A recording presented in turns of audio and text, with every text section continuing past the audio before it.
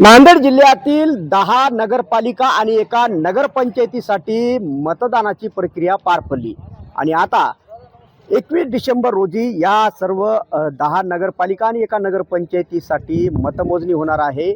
आपण सध्या आहोत नांदेडच्या मुदखेड येथे आणि आपण पाहू शकतो की मुदखेड नगरपालिकेची निवडणूक देखील पार पडली आणि या ठिकाणी मुदखेड नगरपालिकेच्या दुसऱ्या मजल्यावर स्ट्रॉंग रूम तयार करण्यात आलेली आहे, परंतु सुरक्षेच्या दृष्टिकोनातून या ठिकाणी नगरपालिकेच्या खाली गेट समोर पोलीस कर्मचारी किंवा इतर सुरक्षा रक्षकांची नेमणूक करायला हवी होती, परंतु कुठलीही सुरक्षा या ठिकाणी खालच्या गेटला दिसत नाहीये। वरील CCTV आणि पोलिसांचा बंदोबस्त असला तरी नगरपालिकेच्या गेटमधून सर्रासपणे नागरिक कोणी येत आहे आणि जात आहे।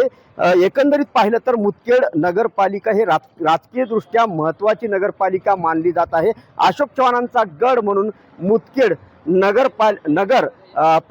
मुदखेड शहर आणि हा एकंदरीत मतदारसंघ ओळखला जातो, परंतु या ठिकाणी संपूर्ण जे स्ट्रॉंग रूम जे आहे ते दुसऱ्या मजल्यावर आहे आणि त्या ठिकाणी CCTV आणि पोलीस बंदोबस्त आहे, परंतु खाली नगरपालिकेच्या गेटवर कुठलाही पोलीस कर्मचारी किंवा कुठलीही सुरक्षा नसल्याचं चित्र या ठिकाणी दिसत आहे। त्यामुळे या नगरपालिकेच्या स्ट्रॉंग रूम आणि इतर याच्यावर प्रश्नचिन्ह निर्माण होत आहे।